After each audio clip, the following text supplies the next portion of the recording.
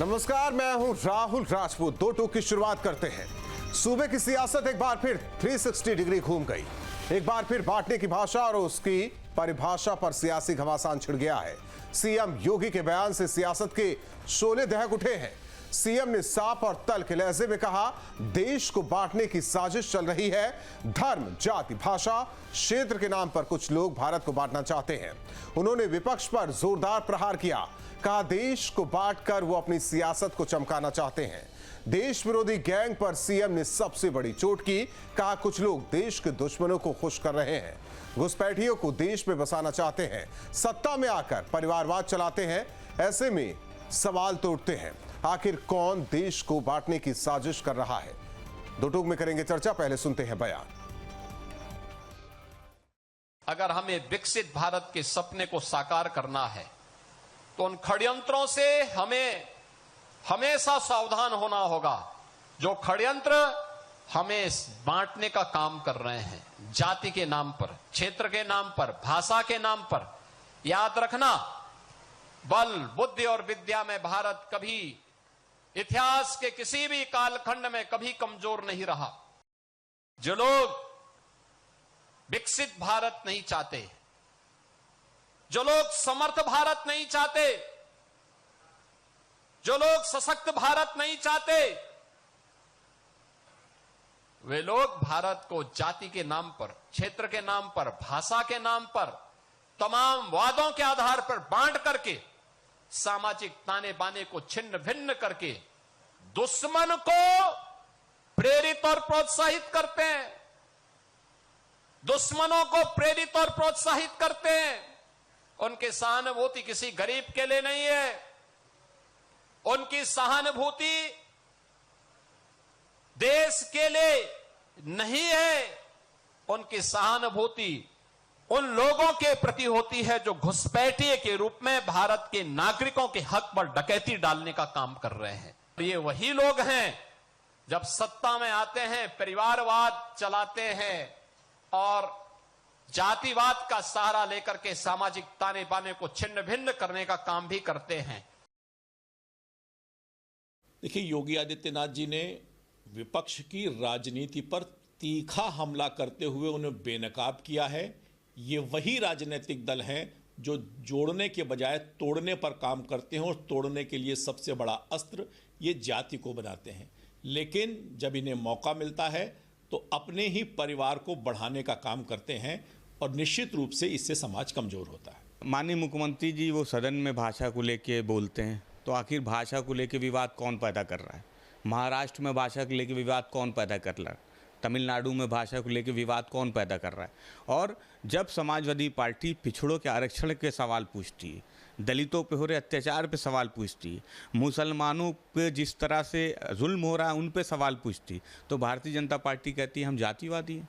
अगर पिछड़ों के, दलितों के, अल्पसंख्यकों के अधिकारों की रक्षा करना जातिवादी है, तो इस जातिवादी शब्द समाजवादी पार्टी को स्वीकार है।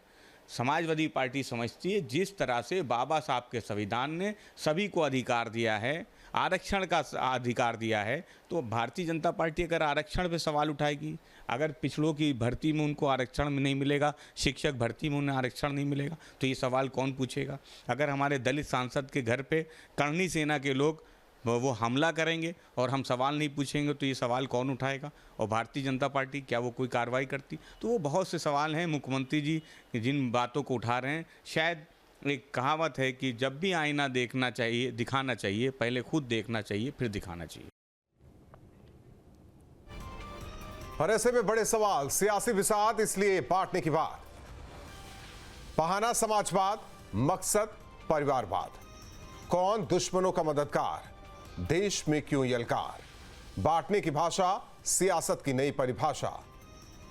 सियासत पुरजोर, कौन कर रहा देश को कमजोर?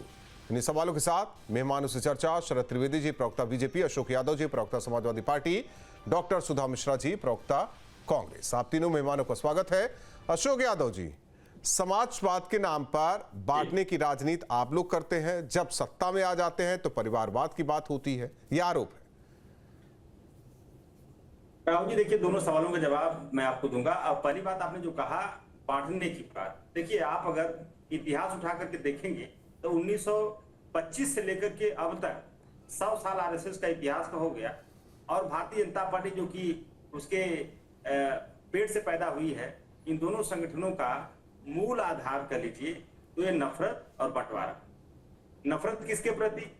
हिंदू मुसलमान के बीच नफरत पैदा करो और बंटवारा पैदा करो। तो नफरत और बंटवारे के अलावा इन लोगों के पास, इन लोगों के डीएनए में कुछ है ही नहीं, और ये लोग कह रहे हैं कि बंटवारे की बात कर रही सपा। आप ही बताइए, उत्तर प्रदेश में योगी जी की सरकार है और 69,000 शिक्षक भर्ती वाला कांड भी हुआ, दुनिया को पता है। तो ये कौन किया? जाति के आधार पर पिछड़ों दलितों का आरक्षण कौन लूटा? ये तो हम नहीं कर रहे हैं, ये तो हाईकोर्ट ने कहा, पिछड़ा वर्ग आयोग ने कहा, सबने माना इस बात को।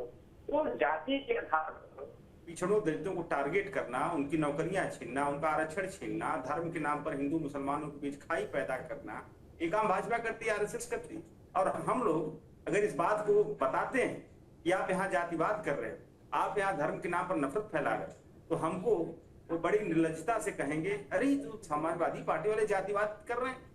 हम अगर कह रहे हैं तो हम जातिवादी हो गए, आप कर रहे हो तो आप राजा हरिश्चंद्र हो गए। तो ये बेसिक डिफरेंस समझने की जरूरत है आपको। अभी मुख्यमंत्री जी का कितना दिन पुराना स्टेटमेंट है कि बनारस में जो दिए थे, वो एक हफ्ता हुआ होगा मुश्किल से। उन्होंने क्या बोला कि ताजिए वाले लातों के भूत है, बातों से नहीं मानते, यही ना बोले थे मुख्यमंत्री जी। तो आप चुने हुए मुख्यमंत्री हो, आप संविधान की शपथ लिए हो, आप भय, पक्षपात, अनुराग, द्वेष के बिना सबके साथ समान न्याय करूंगा संविधान सम्मत, ये शपथ आप लिए हो। ऊपर से आप कहते हो कि हम योगी हैं, और उसके बाद आपकी भाषा ये। और कबीरदास ने कहा है कि जाति ने पूछो साधु की, पूछ लीजिए ज्ञान, मोल करो तलवार की, पड़े रहन दो म्यान। तो आज पूरा हिंदुस्तान देख रहा है कि संत की भी जाति होती है, और संत के मंत्रिमंडल में और संत के एडमिनिस्ट्रेशन में ऊपर से लेकर देख लीजिए, चीफ सेक्रेटरी से लेकर के जिलाधिकारी स्तर तक, एसडीएम स्तर तक, दरोगा स्तर तक, आप देखिए कि जाति के लोगों का वर्चस्व है। आपको जो आपके अंदर जो भ्रम है कि संत की कोई जाति नहीं होती है, ये भ्रम आपका तुरंत दूर हो जाएगा। तो आप ये सारे काम कर रहे हैं, और हम लोग अगर उस काम पे, बुरे कामों पर उंगली उठा रहे हैं, तो हम नफरत फैला रहे हैं, हम जातिवाद कर रहे हैं और परिवारवाद की बात करते हैं। माननीय योगी जी ही जो मठ के जो आप वहां पे पदाधिकारी बने, ये परिवारवाद की वजह से बने, ये तो दुनिया को पता है। और आज वो विरासत में ही उनको लोकसभा का भी मिला उस गद्दी की वजह से, गोरखपीठ की वजह से। तो परिवारवाद की वजह से मुख्यमंत्री बने हैं योगी जी, सिर्फ परिवारवाद की वजह से बने हैं, और हमको कहते हैं परिवारवादी पार्टी। डॉक्टर सुधा मिश्रा जी, यही आरोप आप लोगों पर भी है कि देश को बांटने की राजनीति करते हैं, सियासत में आने के लिए बात, परिवार की बात करने लगते हैं। सवाल यह है कि यह भी कहा जा रहा है कि जो आप करने की कोशिश करते हैं उसे बल मिलता है हमारे पड़ोसी मुल्क, या कहें दुश्मन मुल्क पाकिस्तान को भी, वो भी वही चाहता है कि ऐसी स्थिति भारत में बनी रहे। जी राहुल जी, अब दिक्कत इस बात की इस देश में हो गई है, बहस उस चीज पे हो रही है कि जो काम जो कर रहे हैं वही कर रहे हैं, कोई और कर रहा है, और हम बैठ के उस पर बात कर रहे हैं। यूपी में जब से भाजपा की सरकार है और जब से केंद्र में की सरकार है, अगर मैं सबके बयानों को लेके बैठ जाऊं तो शायद पूरा आपका जो आधे घंटे का टाइम बीत जाएगा। तो मैं उन बयानों पे नहीं आती हूँ कि किन बयानों से इस देश में धर्म, जाति और बंटवारे की राजनीति की गई है, मुसलसल की जा रही है, और इस देश में नई नई लड़ाइयों को जन्म दिया जा रहा है। कौन करता है, कैसे करता है? बरसात का ही समय था 1 साल पहले, आप जानते हैं कि जिस तरह से हमारे माननीय मुख्यमंत्री जी विधानसभा के अंदर से 2 लोगों के नाम बोले थे उन्होंने, बाकी सब जो लोग महिला को छेड़ रहे थे उनका नाम भूल गए थे, और बाद में मालूम चला कि जिनका नाम बोला गया वो थे ही नहीं। तो ये कौन कर रहा है ये हमें बताने की जरूरत नहीं। जनता इतनी समझदार हो गई है कि वो जानती है कि जिस पे माफी मांग लिया जाता है, जिन बातों को बाद में कहते कि हो गया गलती से, उन सारी बातों का तथ्यात्मक विश्लेषण जनता अब कर लेती है। आपके और मेरे कहने या दिखाने से कोई चीज बदलने वाली नहीं है। जो सच्चाई है, भले ये कहा गया हो कि झूठ को 10 बार 100 बार बोलो तो वो सच हो जाता है, लेकिन जो सच्चाई जानते हैं वो उस झूठ को सुनते नहीं है। और आप भी जानते हैं राहुल जी, बड़े पत्रकार हैं, रोज देखते होंगे, सच्चाई क्या है आपको पता है। आप जानते हैं ना कि सच्चा बोलने वाला व्यक्ति बात को याद नहीं रखता है, क्योंकि जो झूठा है उसको याद रखना पड़ता है, उस याद रखने के चक्कर में भूल जाता है। कि एक्चुअल में जो बातें वो कह रहा है, उसने कल क्या कहा था, परसों क्या कहा था, उसके पहले क्या कहा था। हम तो जनता के हित की बात कर रहे हैं, हमें झूठ बोलने की जरूरत नहीं है, तो हमारी बातों में आपको कहीं से भी विरोधाभास देखने को नहीं मिलेगा। लेकिन भाजपा की बातों में आपको रोज नए नए विरोधाभास देखने को मिलेंगे, क्योंकि वो खुद ही भूल जाते हैं कि कल क्या कहा था, परसों क्या कहा था, अच्छा क्या कहना था, क्या नहीं कहा था। क्योंकि एक झूठ को छुपाने में 100 झूठ याद रखने पड़ते हैं, याद रखना पड़ता है, भूल जाते हैं। चलिए दूसरी बात पे आते हैं। आप बताइए राहुल जी, राजनैतिक रूप से इस देश में जितनी भी भाषिक मर्यादा, जातीय संघर्ष या फिर धार्मिक रूप से जिस तरह से चीजें हो रही हैं, आप बताइए, अभी मैं कांवड़ पे कुछ बोल दूंगी आपको बहुत बुरा लगेगा, लेकिन जिस तरह से लड़कियों के नाचते हुए फोटोग्राफ्स और वीडियोस आ रहे हैं, और जिस तरह से मतलब मुझे शर्म आ रही है कि मेरे देवी देवताओं के साथ जिस तरह से मजाक किया जा रहा है, क्या एक मुख्यमंत्री को ऐसा होने देना चाहिए? क्या उन पे रोक नहीं लगानी चाहिए? आप कहेंगे कि बाकियों का विरोध क्यों नहीं? भाई मेरा धर्म ऐसा रहा है कि उसमें ऐसी कोई चीज नहीं थी जिसके बारे में मैं बोल सकूं। मैं किसी दूसरे धर्म में बुराई ढूंढूं क्यों? मुझे अपने धर्म को बेहतर रखना है। लेकिन हो क्या रहा है, जैसे ही अपने कांवड़ पे बात करेंगे जो कि हमारा अपना धर्म है, होगा कि प्रश्न कर रहे हैं, किसी और से प्रश्न नहीं करते हैं। तो जिस तरह से अश्लीलता पसर जा रही है, और विडंबना देखिए इस देश में जिसको पद्मश्री दिया गया उसी के ओटीटी को बैन किया जा रहा है। इससे बड़ा विरोधाभास क्या होगा? कुछ देखा है आपने? नाम लेने की जरूरत है किसकी ओटीटी बंद की गई है, जो बहुत पहले होनी चाहिए थे। पद्मश्री आपने दिया और आपने ओटीटी बंद किया, तो विरोधाभास झूठ कितना है ये राहुल जी आप भी जानते हैं। मैं ज्यादा नहीं बोलूंगी, मैं जानती हूं कि चीजें बार बार विपक्ष से प्रश्न किए जाते हैं, विपक्ष से उम्मीद होती है क्योंकि जो बातें कह दी गई हैं सरकार में बैठे हुए लोगों से, उसको ही स्थापित करने के लिए कह दिया गया होता है। सब पत्रकारों की बात हम नहीं करते, क्योंकि आप भी जानते हैं बहुत से ऐसे पत्रकार हैं जो बेहतर तरीके से पत्रकारिता का धर्म निभा रहे हैं, लेकिन ऐसे बहुत से हैं जो उस धर्म को नहीं ठीक है, आप ही के सवाल को मैं कर लेता हूं शरद त्रिपाठी जी से। शरद त्रिपाठी जी, न समाजवादी पार्टी न कांग्रेस जाति राजनीति करती है, जातियों को बांटती है। न कांग्रेस न समाजवादी पार्टी धर्म की राजनीति करती है, धर्म को बांटती है। न समाजवादी पार्टी और कांग्रेस क्षेत्रवाद की राजनीति करती है, राज्यों को नहीं बांटती, क्षेत्र को नहीं बांटती। न समाजवादी पार्टी न कांग्रेस परिवारवाद की सियासत करती है, परिवार से कोई लेना देना नहीं है। क्यों झूठे आरोप लगा रहे हैं आप लोग? राहुल जी देखिए, जब अंग्रेज गए थे तो उनकी एक पॉलिसी थी डिवाइड एंड रूल, कि बांटो और राज करो। तो वो अपने, क्योंकि नेहरू जी ने कहा था कि I shall be the last English man to rule India, तो वो अपनी सारी टेक्निक, सारी टैक्टिक इनको सिखा के गए थे। तो कांग्रेस ने पहले दिन से शुरू किया था, हिंदू धर्म को और मुसलमानों को अलग रखो और हिंदुओं को दो हिस्सों में बांटो, ब्राह्मण और दलित। और तीसरा जो पीडीएफ समाजवादी पार्टी कर रही है, उसी का एक ग्रुप है, उनका ब्राह्मण और दलितों में बांटो और अल्पसंख्यक को इकट्ठा रखो। फिर उसके बाद ये लेके आए कि साहब जो पीडीए की पिछड़ा दलित अल्पसंख्यक, तो इसमें सवर्ण को अलग रखो और आदिवासियों को अलग रखो और इनको बांट के इसमें एक समीकरण बैठा के अपना राज करो। तो इनका राज बखूबी चला, 50 साल चला। उसके बाद जब इनका राज गया तो उसके बाद वो समाजवादी पार्टी को अपना टैलेंट दे के गई, ये पीडीए लेके आए, जिन्होंने पीडीए पिछड़ा और दलित में हिंदुओं को बांटा और अल्पसंख्यक को इकट्ठा रखा।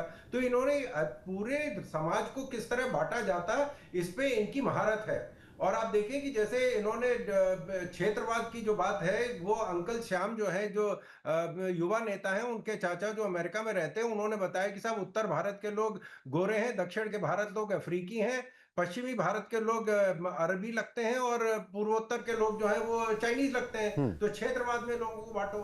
और भाषा में जो सबसे बड़ा जो ऑपोजिशन चल रहा है, भाषा विरोध चल रहा है, वो महाराष्ट्र में इन्हीं का चल रहा है, जो ये खुद पहले लागू करने की कोशिश कर रहे थे। दक्षिण भारत में जो विभाजन, जो सेपरेशन हुआ है, वो भाषा के नाम पे हुआ है, वो कांग्रेस ने कराया। गुजरात और महाराष्ट्र का जो विभाजन हुआ, अलग अलग हुए दो राज्य, उसका कांग्रेस ने करवाया भाषा के आधार पे। तो किसने बांटने की कोशिश करी थी? तो और जहां पे कि सर्वपल्ली राधाकृष्णन इंग्लैंड में जो भारत के राष्ट्रपति बने हो, तो इंग्लैंड में अंग्रेजों को अंग्रेजी पढ़ा रहे थे। पीए संगमा साहब मेघालय से आए थे और वो भारत के लोकसभा के जनरल सेक्रेटरी बने। उत्तर से आप देखें कि जैसे माननीय मोदी जी और माननीय अमित शाह जी पश्चिम से आए हैं, तो ये, और उत्तर से उमर अब्दुल्ला साहब जो है वो कॉमर्स मिनिस्टर बने और विदेश मंत्री बने। तो भारत में कोई भी अलग नहीं हो सकता, भारत को अलग नहीं किया जा सकता। अरे जब बाबर नहीं अलग कर सके, हुमायूं औरंगजेब नहीं कर सकते, नादिर शाह अलग नहीं कर सके, तो ये क्या करेंगे? लेकिन कोशिश निरंतर जारी है कि किसी तरह भाषा में, जाति में, क्षेत्र में बांटो और राज करो, और ये कहानी पर चलती आ रही। लेकिन अब समस्या आ गई कि जनता इस बात को, कहानी को समझ गई है। जनता जानती है कि किस तरह के विघटनकारी शक्तियों से हम लोग जंग लड़के हम लोगों ने आजादी प्राप्त करी है। ठीक है शरद त्रिपाठी जी, आप परिवारवाद का आरोप लगाते हैं। मान लीजिए धर्मेंद्र यादव जीतते हैं, भाई उन्हें तो जनता जिताती है, डिंपल यादव जीतती है, उन्हें जनता आते हैं, एक मिनट उन्हें 1 मिनट आते हैं, 1 मिनट सुधा जी, उन्हें जनता जिताती है। या फिर मैं अगर कांग्रेस की बात करूं, राहुल गांधी लोकसभा से चुने जाते हैं, जनता जिताती है उन्हें। अगर प्रियंका की बात करें, जनता जिताती है उन्हें। तो ये तो जनता का मैंडेट है ना, तो फिर परिवारवाद कहां हुआ?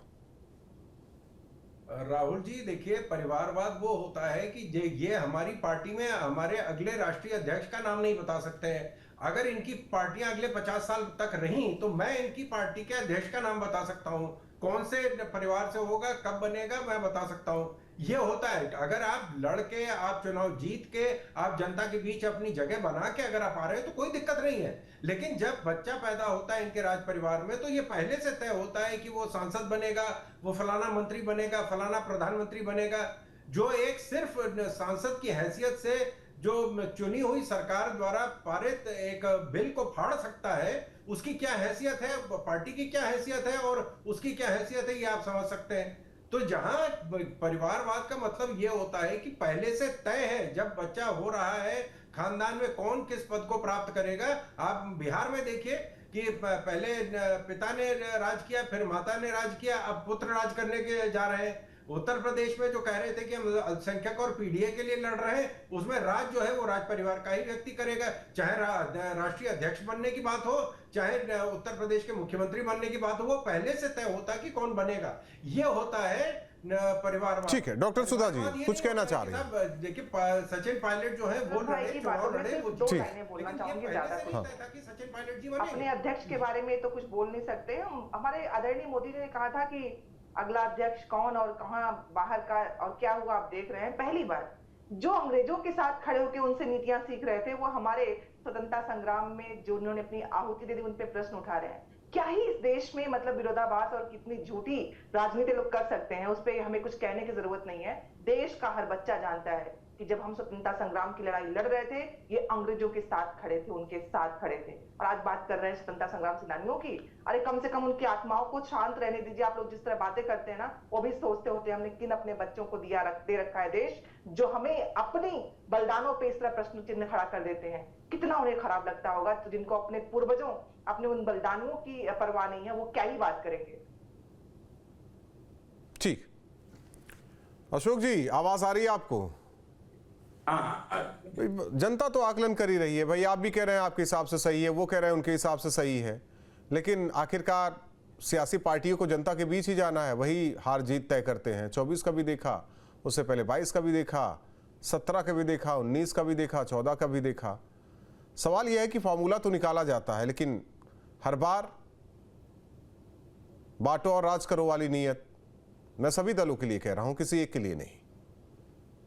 देखिए बांटो और राज करो, ये पॉलिसी अंग्रेजों की थी, और ये पॉलिसी अंग्रेजों से ही आरएसएस उस दौरान हिंदू महासभा थी, श्यामा प्रसाद मुखर्जी जी थे, ये लोग अंग्रेजों से ही सीख लिए थे। उसी समय जब आपको याद होगा Rahul ji quit India movement चल रहा था, तो उस समय इस देश में एक अलग मूवमेंट चल रहा था, वो मुस्लिम लीग के साथ सरकार बनाने का भी अभियान चल रहा था। श्यामा प्रसाद मुखर्जी जी के नेतृत्व में जो है मुस्लिम लीग, जो कि देश के बंटवारे की पृष्ठभूमि तैयार कर रही थी मुस्लिम लीग, उस मुस्लिम लीग के साथ श्यामा प्रसाद मुखर्जी जी मिलकर के north west frontier province Sindh और बंगाल में सरकार बना रहे थे।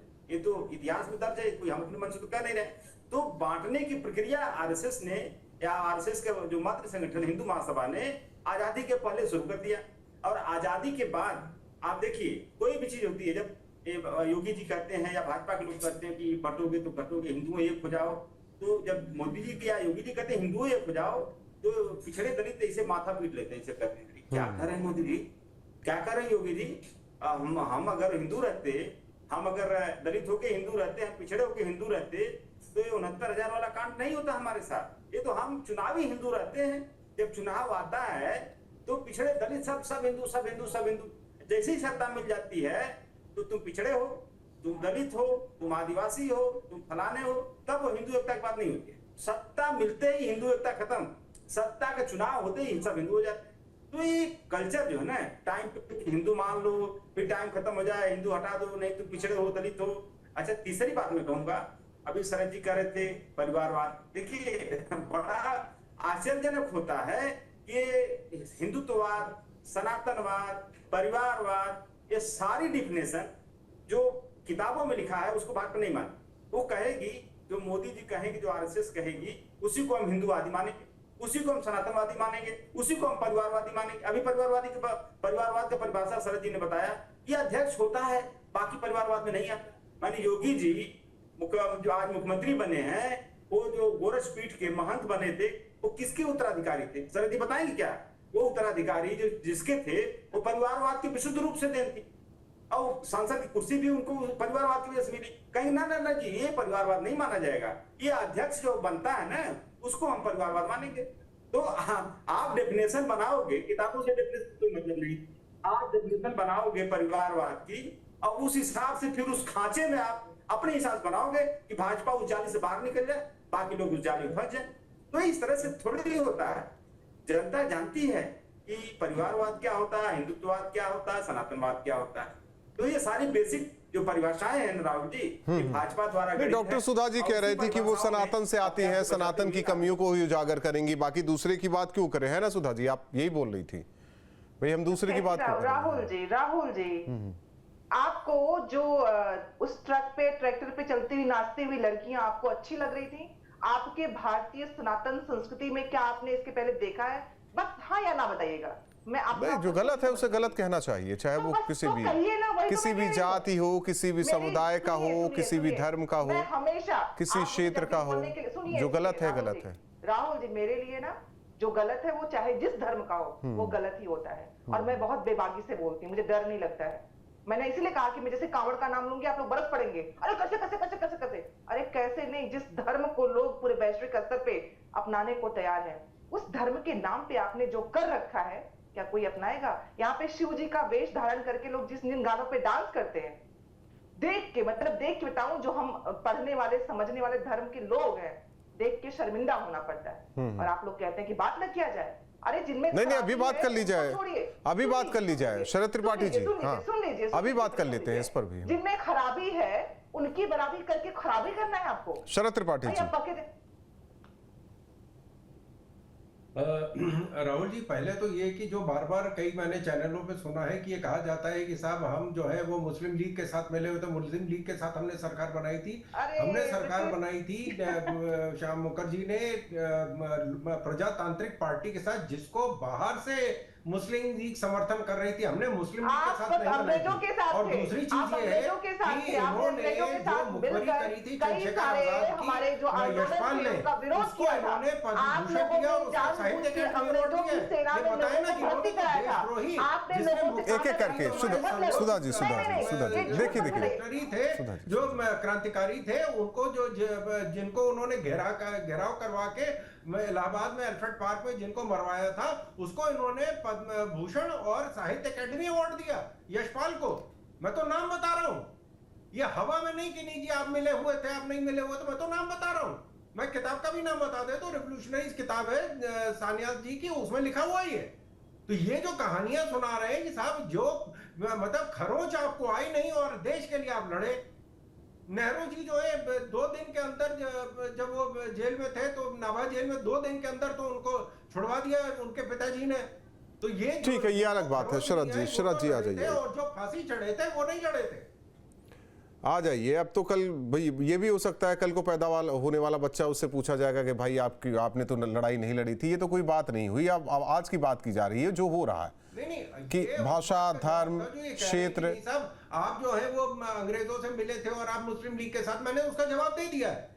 यहाँ समस्या ये है कि इनको बांटो और राज करो की राजनीति नहीं। शरद जी, सुधा जी का भी कहना है, सुधा जी का कहना कि भाई आप ही लोग तो लड़ा रहे हैं और कोई लड़ा नहीं रहा है। आपके हिसाब से सनातनी कैसा हो वो आप लोग तय कर रहे हैं। नहीं, उत्तर प्रदेश में आप देख लीजिए कि जब से हमारी सरकार आई है 2 बार दंगा करने की कोशिश करी गई थी, जो सरकार ने जवाब दिया उसके बाद किसी की हिम्मत नहीं हुई है। पहले शिया सुन्नी दंगे होते थे, हिंदू मुस्लिम दंगे होते थे, जिन्होंने गांधी जी के हत्या के बाद जिन्होंने 8000 पंडितों को कटवाया बंबई में, वो आज बात कर रहे हैं कि आप दंगे करवा रहे हैं। जिन्होंने 5000 सिखों को मरवाया वो बता रहे हैं कि हमने दंगे करवा रहे हैं।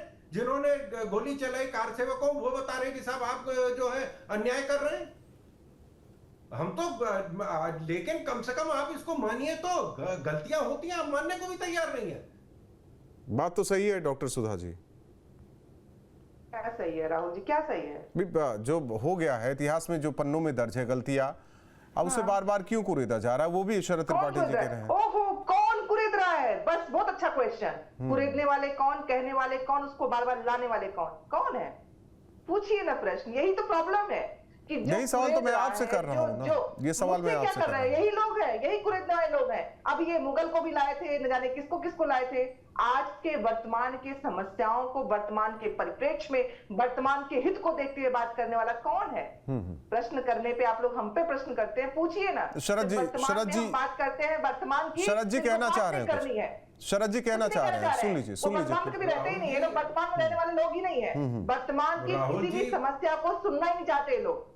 सुन लेते हैं ना फिर शरद जी। राहुल जी, हम तो आज की समस्याओं की बात करने को तैयार हैं, लेकिन जब ये लेके आ रहे हैं कि साहब दक्षिण भारतीय जो है वो अफ्रीकी है और पूर्वी भारतीय लोग जो है वो चाइना से आए हैं, तो इसमें से कौन सी बात है जो आज देश की समस्या समाधान करेगी? कोई नहीं पूछता है। जो युवा नेता केंद्र में पिछले 11 साल से सड़क पर नाप रहे हैं और उत्तर प्रदेश में 8 साल से युवा नेता सड़क नाप रहे हैं, तो कुछ ना कुछ तो हमने अच्छा किया है। इस बात में देश से माफी मांगनी चाहिए। आप लोग कैसी बात करते हैं? करना खतरना खुद है और दोष दूसरों पे देना है। विपक्ष दोषी नहीं है शरद जी।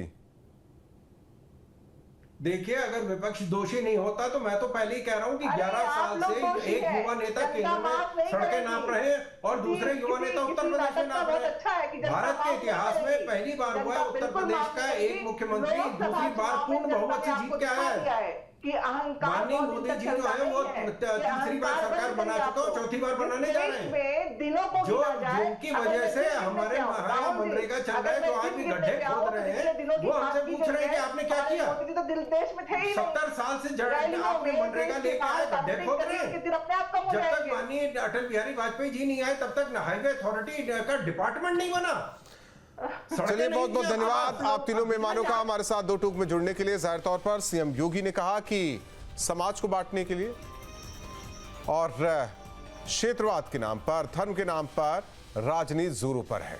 जहां भक्ति है हर शब्द में, कथाओं में छुपे हैं दिव्य रहस्य और ज्योतिष देता है जीवन को दिशा। धर्म से जुड़ी हर बातों को जानने के लिए हमारे चैनल स्तुति को सब्सक्राइब करें। चैनल पर जाने के लिए इस लिंक पर क्लिक करें।